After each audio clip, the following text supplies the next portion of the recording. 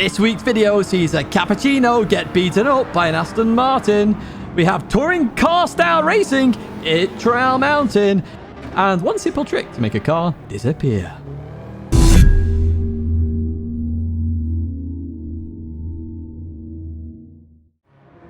Hello everyone and welcome back to the Gran Turismo weekly race guide here in 2022.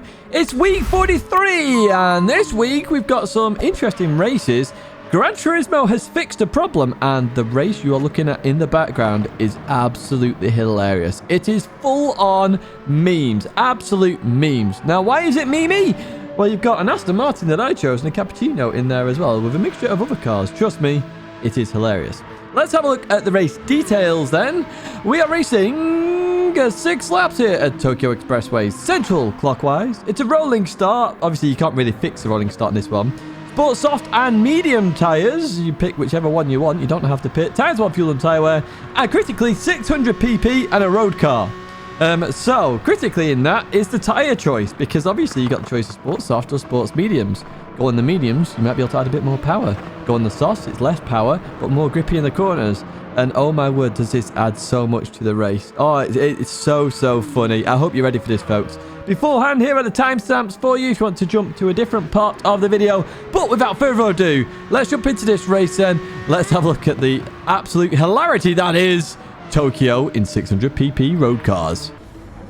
Here we are then at the start. So you can see Aston Martin in pole, then a Mercedes, then a Cappuccino. We've got TCR Inferno Fox and Cy Dobson in this. Shout out to both of you. But here we go with the race then. So we set off. You can see Mario there just going towards the right-hand side. We've got a Lexus going towards the right. And we have a Cappuccino who gets absolutely rear-ended by a slightly faster Aston Martin and sent to the realms. Now, why was that Cappuccino going so slow? Well, it's not engine swapped unlike all the others. So we're going to try around the outside of I'm Gary. Well, not I'm Tidge, but obviously we're racing I'm Gary. So some close action here. It's always going to be close going through here, side by side. Through we go then as we head up here. Now, you're going to see the difference between the two Aston Martins because that one is on the medium tyres, but could go a hell of a lot quicker down the straight. So unfortunately, when it gets to corners, is where it starts to struggle, as you see the grip there. So suddenly I have a lot of grip. I can go alongside. However, but that speed's going to come back into play. Now, it's probably better to go for the speed over the grip and really get used to the grip that you end up with in terms of the medium tyres. However, they end up in a barrier there with Leone. And we're looking down the inside, not going to quite work. Again, they go a bit deep, and it's slowing us down now because obviously we're much quicker in the corners. But already you're seeing the hilarity of this race with the varying setups that are going to happen here. It does mean there's going to be a lot of carnage, but do try and enjoy this race and have some fun with it because you will have some fun. You'll experience some new experiences, to be honest, in Gran Turismo, as you're seeing here right now. Leone, I don't think realised I was there and sent me into the barrier, so I'm not too worried about that. It was just a mistake more than anything. Again, you're seeing that grip change there. We get level, then Leone increases, so not too bad of racing action in the grand scheme of it. You know, varying degrees of strengths and weaknesses with these cars as we chuck it into this right hand, then we clip the barrier, which is never good. But we've got a 1.5 second penalty for Matteo up ahead there. Matu? Maybe Matu? I don't know. I don't speak French other than bonjour and oui oui. Anyway, let's carry on. We've got Leone putting pressure onto that Mitsubishi GTO then up ahead of the French driver, heading up the hill and in towards this right-hander. Lexus behind, matching the Aston Martin. That other Aston Martin there of Leone got sent to the realms by the French driver. We're going to go straight through them because we have hacks. You'll see that this week. And then we're going to actually speed this up a little bit here now because we've got the grip through the corners. We're looking to catch up to Mario Sonic there up ahead. We saw Mario a lot last week. We'll see him a lot again this week. You can see struggling with the grip in that Cappuccino. However, that is an engine swapped Cappuccino. So up into P4 we go. But are you ready? Are you ready, ladies and gentlemen? We're going to go to a lap guide at the same time. Watch this! Look at the speed! It's insane! Look at the speed of that thing! Right, heading towards turn 1. I have to give varying markers here. So you've got the sign, the white sign there, or the end of the solid barrier on the left-hand side. Use either of these. Obviously, I'm in a slightly slower car, so I can go closer to the end of the barrier. But through here, you'll see the difference in speed there as we overtake the Cappuccino. Now, heading up towards this right-hander, you can do it flat if you're on the left. Obviously, if you're on the right, you can't. And your marker is sort of to start the red and white arrows. Chuck it in, okay? Now, if you're going for the less grip sort of setup, you will have to let off a lot more. Whereas in this, you can actually do it flat out. We get ahead of Mario Sonic in that cappuccino. I pick a lane here because I know Mario's just going to come flying by at the speed of sound. Look at it go, man. I don't know what's in that thing. Look at it. It's super speed. But we head towards the top of the hill then. So just before the crest of the hill, basically where the barrier changes, you want to be braking at this point. Obviously, going uphill, braking a little bit, it settles the car. And then you can actually turn into this corner and try and use all the grip if you've got the grip set up there again. Once again, through past Mario Sonic. But then the cappuccino just goes. Look at it. It's got nitrous on it or something. Obviously, you're not allowed to use nitrous. But yeah, there it goes. So, I've just stopped it a bit earlier here because the headlights highlight the white sign there on the right-hand side. I'm using that as the marker. So, as that gets to the edge of my screen, that is when I brake and turn in. Obviously, if you're going super speed like Mario Sonic is, you have to brake earlier. I'm just giving you relevant markers here. Now, we have these highway, I don't know what you call them, white squares. And I'm using them as my brake marker, essentially. They're my brake and turn in marker for this corner. It's a beautiful marker. As we head up here, then I have to slow down a little bit. But this is all flat in this Aston Martin. It might not be flat in your car. Look at that. Mario's going full drift in here. Way to the barrier then. Down the left-hand side. Again, this is all flat in this car, not in other cars, as you're seeing. And as we head towards the end of the tunnel, I'll just highlight it there rather than the whole screen. This is your braking point, okay? So you're going to have to judge it accordingly. I'm braking just before this. Mario will have to brake even earlier because he's going with the speed of sound in that cappuccino. So we go towards the left-hand side. Go towards that left-hand side then, and the barrier change there. So it goes from being able to see the buildings to a solid concrete barrier. That is your marker then for this final corner. Do be careful. Obviously, the later you brake, the more likely you are to hit the red and white arrows on the left-hand side, which is not the greatest thing in the world. Right, we'll leave that corner. We are 1.2 seconds ahead of Mario Sonic. I think we were 1.2 seconds. As you see that gap coming down there, and it's half a second now on this straight, so we advance further on. Look at every time. I was absolutely wetting myself this race. Honestly, it was so funny. It's a good little race, to be fair, but it does cause absolute carnage because, you know, Mario's having to brake a lot earlier than I do, for example. When you're racing other cars, they're going to be braking earlier, maybe even later, depending on their setup. And it is what it is. But yeah, here we go. It's the end of the race. And Inferno Fox for TCR gets the win. Well played, Inferno Fox. You've been telling me to use the Aston Martin for several races now. I use it. And it is a good car, to be honest. If you don't like setups, it is a good car. You have to do very minimal. With setups in mind, let's jump to the setup now. And here we have it. So literally all I've done is output adjustment to 70, power restrictor to 70, added a bit of ballast. You can't buy any other setups, setup options, and it's 599.93. And I'm using the sports soft tire. Obviously, if you want to use the medium tire, you could add a bit more power there or maybe lose the weight depending on how you feel. That's it then for race A in a nutshell. Do try it out for a bit of a laugh. Let's head to race B. Welcome then to Trial Mountain for race B. That's right, we are in America for this one. Obviously, it's a fictional circuit, but it is based in America. I'm in Group 3 machinery, as you can tell by my Subaru WRX. Why did I choose a Subaru? Well, it was near the top of the leaderboards, and this week, TCR folks will have the chance to do a livery for the Subaru to end up on the website. There you have it. You've got a pre-warning there, TCR folks. Let's jump to the race details then. We are racing 5 laps here at Trial Mountain. The rolling start, believe it or not, it has been fixed for the most part. Racing hard tyres. Hey, we'll take the fix of the rolling start. Tyres on fuel and tyre wear, and as you know, we're in Group 3. Yes, the Subaru is the car of choice for me. You may want to pick your own car. It could mean actually this week there may be some balance in it a little bit. I think there might be the odd car or two that will be a little bit better by the end of the week, but hey, if we can race multiple cars, I'm happy, and we're doing that right now in this race so far. Let's jump to that race then. Let's have a look exactly what happened, because this one is action-packed. Here we are then at the start. And make sure you have all sorts of cars. Obviously, the Porsche is going to be one of the main choices there. And look at this rolling start. Literally nearly everybody on the straight. The McLaren maybe just had a slight issue there at the very back. But this tells me Gran Turismo has listened to feedback, has listened about the rolling start, whether it's me, whether it's anybody else, I don't know. We've all done videos on it. There's all content creators have spoke about it. But critically, in all of this, they've listened. The rolling start is fixed on this race, which is unusual, and I noticed that straight away. I noticed all the gaps were slightly closer. So this is absolutely brilliant. Fair play to Gran Turismo for that, for fixing the rolling start, for even looking at it, to be honest, in terms of the daily race. Right, we're going to head down towards the sharp right-hander then. You've seen a lot of racing action up ahead. You did see the Porsche behind really catch up to me up towards turn 1 as well. And we went side by side there and survived. So shout out to you, Robo Mags. Coming through here, very common move to do this, to really push on, get on the inside for this left-hander, and we're going to see some frame drops here. So this does need fixing by Gran Turismo. Lots of frame drops there. Not my fault. The PlayStation's fine as well. It's always been there. So the little bit of contact there between the guys up ahead, and we're taking full advantage of that, overtaking 2 cars. And Mario Sonic helping me out massively here. We are going to bump draft Mario as we continue on then towards this left-hander. Once again, not going to go for the move here. Try and work our way up the grid in towards the braking zone. The Porsche just comes a bit too deep. I get hit. He gets hit from behind, which hits me again.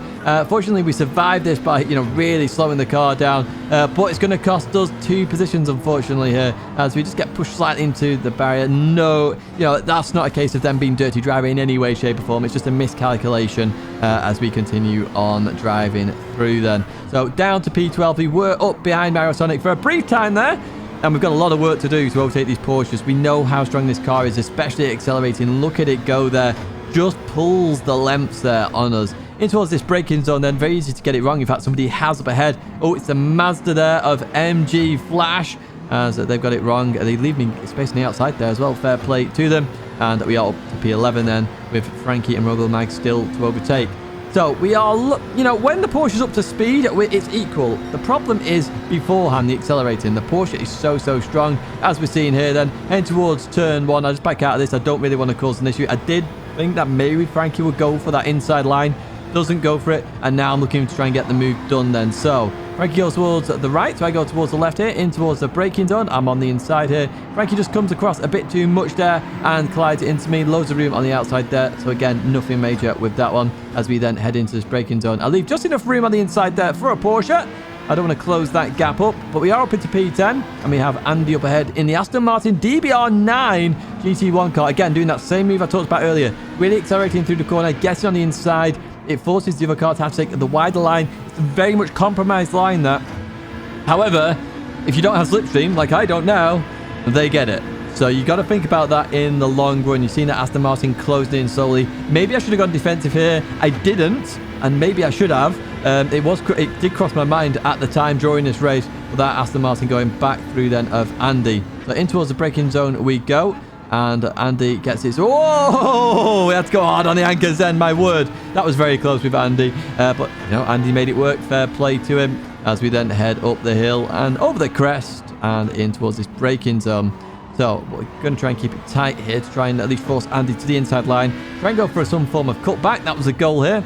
And in towards braking zone we go. Andy's just gone a little bit deep here. I get on the inside curbing. He just comes back a little bit there. I would argue that is a fair move in the grand scheme of it. Just came a bit too tight, in my opinion, to try and stop it. And we continue on to lap number 3 then. And the lap guide as well. So turn 1, the yellow not gantry, what is it? Gazebo on the left-hand side. As that hits the edge of your screen, you might want to lift off a little bit here to take a better line. You want to cut quite a lot of this left. It gives you a nice line for the right then. And you want to get on the right-hand side then to really power through this left-hander. Clip the curb. And notice I did a lot of that flat out with a little bit of a lift in there as well. As you head towards this tunnel then, you want to try and brake as late as you can towards the tunnel entrance. I've just highlighted it on the right-hand side there. Don't brake too late because you're just going to the barrier, but you do want to clip the inside curb if you can, the concrete area, as we leave there. Get over to the left-hand side really fast. And on the right-hand side, you've got that cliff face, which just falls off. I use that all the time, okay? I don't know if the photographer on the left is still there. I can never remember each time I come back to this track in practice, but I use that cliff. The cliff is always there. That's not going to change. Through there we go. Avoid the invisible barrier on the right-hand side. As we go through here, as the curb comes into the track the most, or intersects the track the most, I'm sort of aiming to brake at that point, and then I'm trying to follow the curb around to get a good line here for the right. I then want to accelerate through the corner, get over towards the right side as quick as I can, and at the start of the tunnel entrance, I'm going to dab the brake and chuck it in. The inside line for this corner at Trial Mountain is very critical. I know you lose frames there because of the dirt, but it's so critical to get right. It gives you such a good run then for this straight here, okay, the back straight. It is absolutely critical you get that corner right. If you're going to practice any corner on the circuit, do that one, because it impacts your speed all the way up here, and we're talking miles an hour as well. It is very significant. I'm in slipstream, thankfully, of Robo Max, who has a 0.5 penalty, unfortunately. And as we head towards this left-hander then, you've got the sign to say it's a left-hander, which is very nice of PD to put it in there. That is your brake marker. So literally, I'm braking just on it, or just before it in slipstream, but just on it and just maybe a tiny bit after it sometimes. You want to use all the camber on the inside and then really open out the corner. Use that curb on the exit. Get over towards the left. Come towards the right, and this is where you want to brake in a straight line over the crest of the hill. Now, you got the tree trunk here, or you use the curb, whichever one you want to use. But literally, you want to brake in a straight line now at this point. If you start turning left and following the corner, the rear will come out and you will oversteer. Unfortunately, Rubber Mags just got a little bit of that with the oversteer there and spins out there. Head over towards the right-hand side, and you've got those rocks on the left-hand side there. As they hit the edge of your screen, once again, that's when you're going to brake and turn in. Just be careful as you go down the hill. Obviously, if you try and outbrake somebody, you're going downhill. It really expands or extends that braking zone. So through there we go. We're going to head towards the chicane then. And as we do, we're looking on the left-hand side, and we've got this barrier there, okay? And we've got these light grey concrete barriers in the mix of the sponsors. So literally the last one there, I've highlighted it. I'm using that as a brake marker. You want to brake just before that hits the edge of your screen, okay? And slow it down to first gear. Now, critically, you want to go slower on this left to have a better run for the right, okay? I've tried to demonstrate that here, and we're going to get a good demonstration versus Mac. Remember that Porsche is so good on acceleration, and we're still catching it. So it shows you you need to make sure the second part of that chicane is what you focus on, not the first part. The first part, you want to stay tight, nice and slow, to give you a nice run for that right-hander. Now, we're going to try side-by-side through here. Are we? No, we're not. We're back out of that.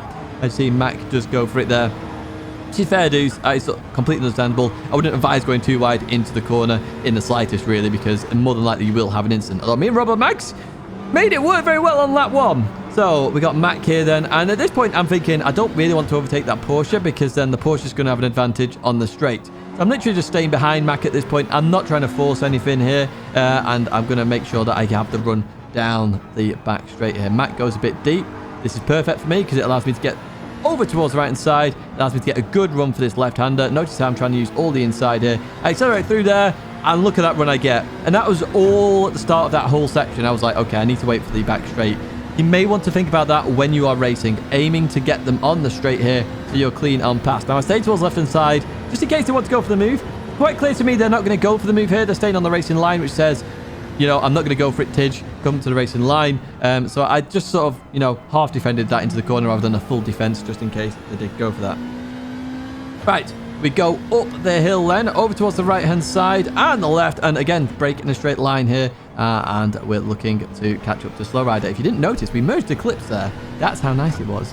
Right, over towards the right and the left, and we are catching Slow Rider very, very quickly. We're actually catching a Nissan GTR. I keep forgetting the new GTRs in the game, by the way. I would have used that today, but yeah, I kind of forgot until I saw it. It's towards the braking zone then. We're going to try around the outside at the chicane. We give just enough room here. This is beautiful stuff. They just hit me a little bit there. That's nothing major. They are trying to, well, that, again, they're just trying to be clean. They maybe don't realize I'm there. They're not trying to force me into an incident. It does compromise my corner, which is a bit frustrating, but again, it's just a miscalculation. It's not dirty driving. A lot of people report dirty driving nowadays, and it isn't. Dirty driving is where somebody's purposefully punting where you see it. That wasn't. Still a good race there with a lot of people. Rubber Mags as well. That was brilliant at turn 1, lap 1. Absolutely beautiful stuff. That's it for race B. What are we doing in race C? Welcome then to the Nurburgring. And it's my favorite layout because I don't have to do the full thing, the full 7-minute lap. It's just the GP circuit. Happy days. I know some of you hate the fact I don't like the green hell, but hey, it's hell. I don't like it. Right, we are in Group 4 machinery at the GP circuit, so happy days with that one. Let's have a look at exactly what we're doing here. We're racing 9 laps. We have a rolling start, which is fixed. Happy days. Racing medium tires and racing hard tires. Only the hard is required, which I'll get onto in a second. Times 7 fuel and times 1 tire wear. And obviously the BOP is on, of course. So that does mean it's a fuel race, not a tire race, which does mean you do not pit. So do not pick the medium tire. Use that for qualifying by all means, but we're here for the race. You only use the hard tire, you pick the hard tire, and you do a tiny bit of fuel saving, which I will explain in the race. So if you want a TCR livery, by the way, because you noticed that in the background, head to the website. We've already done the Subaru WRX Group 4 cars. There's a few on there, so TCR members, get using them. Right, folks, let's jump to the race then. Let's have a look at this one because, yeah, I do pretty well. Here we are then at the start. A lot of WRXs in this. Got a Huracan in there. We've got an Atenza in there. Got Toyota. And we got the Megane Trophy. Now, one tip here. Turn your fuel map to 6 the second you see the grid. Because it does save you some fuel. Even if it saves you 1%. Remember, it's on time 7. 1% fuel could mean you making it to the line or not making it to the line. Now, I wasn't fully sure where to short shift in this car initially, so I started at about a quarter if I could, and then a bit earlier if I needed to. So we're going to head towards turn 1 then. Once again, it's going to be action-packed at the start here. We've got Marosonic in it once again. We've got Diego there, who we saw on our previous week as well. So we're seeing some familiar names here. Unfortunately, Shelty's not here for this one, but even so, we continue on racing. We have a very side race Huracan there of Benny Bow. So heading down the inside then, and they just tapped me there. I don't think they realized I was there. Obviously, a lot of people are not going to be using radar on this one because they're going to be monitoring fuel, so keep that in mind. Through the right-hander we go. I noticed the Lamborghini who does go deep there, and we're actually going to overtake 3 cars in 1 corner. Yeah, I'll take those every day of the week. So up ahead, we've got the McGann Trophy in the GT86. We have to slam on a little bit here. Unfortunately, we just get tagged from behind as well. Nothing major. It's just a case of everybody breaking and learning. So a tag there from the trophy on the GT86. We're up to P11 already. And you notice our fuel already says over 9 laps. So we're doing grand so far. Absolutely grande. As we head down towards the hairpin. And we're sort of looking on the inside in case they want to outbrake themselves. They don't. They do come across slightly tight there, but nothing major. It's all good with Renben. So we get the good run out the corner. We know this Subaru is quick in terms of a car. And we go through this Schumacher S side by side with the GT86. Now, I knew they'd run a bit tight there and we're going to come across, but I did turn a bit tighter than normal. And that just kept me alive there. But brilliant racing there with Renben. Fair play with you. And we're up to P10. We're in the top 10 already. Not even been a lap yet. And there's a penalty up ahead for an Atenza there, the orange Atenza. We've also got Tomacek up in the distance, and again you'll notice I was using a bit more revs there, and it's cost me a lot of fuel. So when you do use revs in this car, you use a lot of fuel, but when you don't use revs, you don't use a lot of fuel. So it's a nice choice here. As I say, I was using a quarter as my guide initially. Now the Atenza sort of looks up the inside. We gave them a little bit of room. It meant that we had to outbrake ourselves a little bit here, and we do survive it in the end. However, we have to take a 0.5 penalty just because the Atenza was on the inside, which is fine. You know, you can force people to get a penalty by doing something like that, you know, just showing your nose, forcing the issue. It does slow you down a lot. As you can see, the Atenza's just disappeared in the background, so that 0.5 actually doesn't cost me anything. It actually costs the Atenza more there by even attempting to do that. And we are also catching Tomacek here very, very quickly down towards turn 1 then. We are a little bit under on the fuel at the moment, but don't worry, we can catch that up. Absolutely no problemo. Remember, we used the revs on the previous lap, so I know there's enough fuel there to be able to do that, and I don't have to use the fuel map 1. So there is a critical thing to mention, okay? Fuel map 1 is not, using the fuel maps is not very good to use to save fuel, okay? You only use that as a drastic action. Before that, you just short shift. It's better to short shift and have the full power at the engine and the full torque. As you see here, we're still getting the full power, even though we're short shifting. We're going past the yellow car Tomacek. We're catching up to Fraps very, very quickly. And I'm going to assume here, Fraps is using the fuel map. Let me explain. As we come through this corner, watch how much I catch up to Fraps. Look at the difference in speed. It is absolutely ginormous. So do not use the fuel maps, okay? Just short shift. It is absolutely fine to short shift. The car can handle it. It's absolutely fine. It's got a turbo in there as well, so it's brilliant, okay? This car is absolutely brilliant. Obviously, the higher you go in the revs, the more fuel it'll use very quickly, this Subaru. So I was using a quarter initially. You can see there wasn't even a quarter that time as we catch up to Piggy through the Schumacher S. Once again, Piggy, I think, using the fuel maps. I had to take avoiding action there to avoid hitting Piggy. I don't want to actually cause an issue behind. I want to stay ahead of them with this penalty. But again, I can see people using fuel maps here, and you do not have to use fuel maps. In the slightest, do not use them. They are rubbish in the Subaru, okay? So through the right-hander we go. We're going to accelerate and get over to the right-hand side to take our penalty. By the way, a big shout-out to the Atenza for doing that earlier on the previous lap. And we continue on. And we are going to keep this position, thankfully. Absolutely thankfully, as we then catch up to Piggy once again. So we've got 7 laps of fuel remaining. We have 7 laps of the race remaining. Spot on. It's working out absolutely fan-dabby-dozy. In fact, you can rev it a little bit more than I have been doing because you can actually go to halfway on the bar. So where the line is next to the gear on the left-hand side of the gears selected there, that line, use that as your marker to change gear, okay? Change it there. You will survive it. Absolutely no problem. You may notice an Alfa Romeo disappear there. That's a little bit of a hack that I found out. No, he cut the corner a bit too much there in terms of that corner. So just avoid cutting that corner too much, and then you won't get reset. If you cut it, you get reset instead to the realms. We'll have a look at that in the replay of the bloopers, of course, afterwards. So lap number 5, we have caught up to Funky here. And it's a very nice looking livery, that, the Michelin livery. So fair play to you. And now looking down the inside. So we can see a penalty up ahead. They're staying to the left. I go overly to the right to give them access to the middle of the circuit there, to not give them any issues in terms of the car becoming unghosted because that would be unfair to box them in like that, and it would just cause issues in a crash potentially. Coming into the braking zone then, we're in third place now on a podium here as we continue on through. And again, you notice the fuel here, plenty of it. I'm using that middle line as we advance a bit further on then, lap 7, and we see somebody coming to pits on the medium tyre with fuel. We're going to have a look where they finish in the end, STN Sim, because as I say, it's not worth it to do this, to go on the medium and take fuel. It's not worth it in the slightest. You'll notice I'm 6 seconds behind the leader, and by the end of the same lap, I am 0.8. So I know they are fuel saving like crazy. Cooper here, not realized maybe the fuel was an issue. Now having to save fuel like mad. Maybe had a race with the previous car. And as we go into here, I wasn't expecting them to break or take the line that they did. So it's my mistake that. And, you know, I will fully accept that. But I let them go and then I can continue racing. I wasn't expecting them to stay outside and come sharp and slow down as much as they did. But obviously they're really concerned about the fuel. So that's probably where their mindset is at right now. 1.1 laps, a few left, no problem. And heading towards turn 1, it's lap guide time. The end of the tarmac on the left-hand side, really good marker here, especially in the Subaru.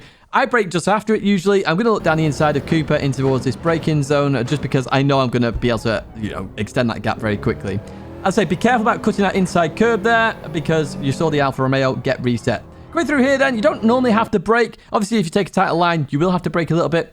And that orange painted barrier straight ahead of you right there, that is your accelerating marker. Notice I'm on the full power now. I know I can make it round the corner. Absolutely not a problem here. We head down the hill then, and on the left-hand side, you have a lamppost there, okay?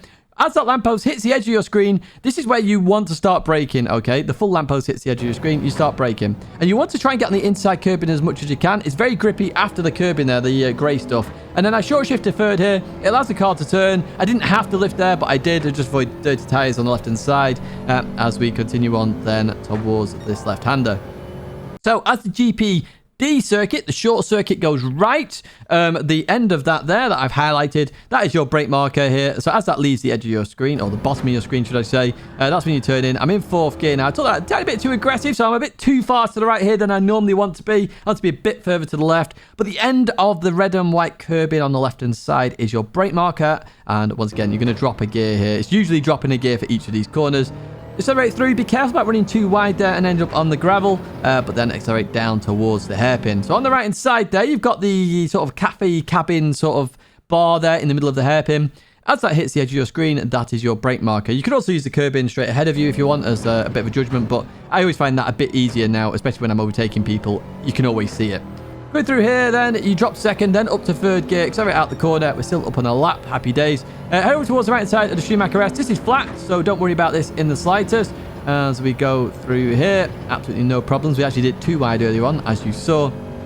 Over towards the right hand side then, very tricky braking zone this, of course, because you're trying to like go as close to the green stuff ahead of you, but use the start of this curb here, and literally you're braking in the middle of this, so like 50%, as you see there, in the middle, 3rd gear, and click the curb, accelerate, get over towards the left hand side as quick as possible, and then on the right, you see how that tarmac comes towards the track. I'm using that as my marker. It's a rough marker. It's not the greatest marker in the world, but it is a marker all the same, so you can use that. If that's already on the edge of your screen, you're not going to make this corner. Be careful about accelerating too early. Very easy to understeer off in towards the gravel. You can actually see some tyre marks there where somebody's already done that. Head towards the chicane then, the 100-metre board, or where the grating, the drainage goes a bit thicker there. You can see how that works. Either one of these works very well. I'm braking just before this, or just at it. I can't actually remember. Yes, I literally bang on it, really. 3rd gear, so don't cut too much of these curbs. Do as I did there, and you will have no problems. Now, you're about to see why I hit Cooper on the previous lap, because I used that orange marker, and Cooper broke well before that orange marker. But the orange marker on the left-hand side there, I use that, and as I'm turning in as well, because it's quite a tight corner, this last corner. So as I come in here, 3rd gear, it's wide initially, then clip the curb and accelerate out towards the outside, and that is the end of that. And you're actually seeing the gap on the left-hand side up at 4.8 seconds. Now it's going to be 5 seconds, and we have enough fuel to finish. So we really did dominate that race. We really did. The critical things to remember in that race is literally halfway shifting in the Subaru WRX, you will make it to the end. You might be able to use radar then and not have to worry about fuel. And literally do not use fuel maps. Fuel maps are the worst. Do not pit. Do not use the medium tyre either, because you will end up in P10, as we've seen there from STN Sim. In fact, let's fast forward a little bit here. Let's find out when they finished. So 31 seconds behind. So that is technically the pit stop there. Very significant. So do not pit. That is it then in terms of the races, but it's blooper time. Let's have a look at some of the bloopers from this week's racing action. Right, so here we are with the bloopers. Let's have a look at race A then. This is at Leone, so we know what we're looking at here. How easy is that cappuccino to see? And not very last second. And boom, into Vorder's. Then they probably could have actually braked there a little bit. Vorder's got absolutely pounded there, to be honest with you. But you can see the difference as well. Sports medium versus sports soft. So I was right with that assumption, essentially. Because I only checked this after commentating on the rest of the video. And obviously racing as well. Look how fast this cappuccino. And the second Mario puts any steering in, boom, car wants to oversteer. Look at the flames coming out of that exhaust. Wow, that looks amazing. Here we go again. I just get alongside and Mario is into barrier R. And let's have a look how fast can this cappuccino. Track controls on. And Mario Sonic's struggling here. Look at the speed now that's about to happen here. 140, 150, 160. It's got an 170. That is awesome. Right, B1 then. So I named bloopers B1, B2, etc. So we've got Frankie here. So let's have a look at Frankie then. So Frankie down the inside here. Oh, that's a big outbreak in there, Frankie. You use VR46 as a bit of a barrier there to get round. That's a bit unfortunate. You probably should give that position back, to be honest with you. But I'm more looking at this. So did you outbrake yourself? You did indeed. Slight tap into the rear. Then you get hit. So the second one, obviously, not your fault. Yeah, just outbraking yourself a little bit too much there. I'd back it back a little bit. Now, MG Flash, what happened to you? We saw you dead at the chicane. Let's have a look at this. Oh, just a bit too deep. Went for the dive. Not going to quite stop. Oh, a penalty as well. That's pretty harsh from Gran Turismo, if I do say so myself. That is pretty harsh. So, yeah, 1.5 second penalty there. Leaves enough room on the outside there, though. Fair play to you. Right, let's jump to race C then, where we saw this Lamborghini all over the place. Now, first off, slight tap against Tomajet on the medium tyres. Remember, do not run the medium tyres. I think they were trying to straighten Tomajet then. Then there was a bit of an issue there. There's a bit of crashing going on between GTA 6 and Tomajet. Then you see a couple more guys. I go down the inside. My car wobbles like anybody's business. Look at the suspension of that Subaru, my word. Now, that I don't agree with, Benny Bo. Just absolutely putting your foot to the floor. And yeah, it's just paying attention to what's around you there. But we go on through, so that's the end of that one. I don't think Benny Bo's been a dirty driver. I think it's just bad driving in the grand scheme of it, to be honest with you. Right, BRM, this is what you don't do. You don't cut the corner because you get reset and lose all those positions. I have no idea how many positions that was. I think there were P6 at the time, down to P13, and a little bit of oversteer. So do not cut turn 1. That is a major tip there for you. You lose so much time. And that is it in terms of this weekly race guide. I do hope you've enjoyed it, folks. I really do. If you have, please do give it a like on the way out. It helps the channel out massively. Costs you nothing. Subscribe to the channel to stay in touch with all the latest content. And there are 2 videos there for you. I'll say that is it, folks. Au revoir, farewell, and have a good day wherever you are.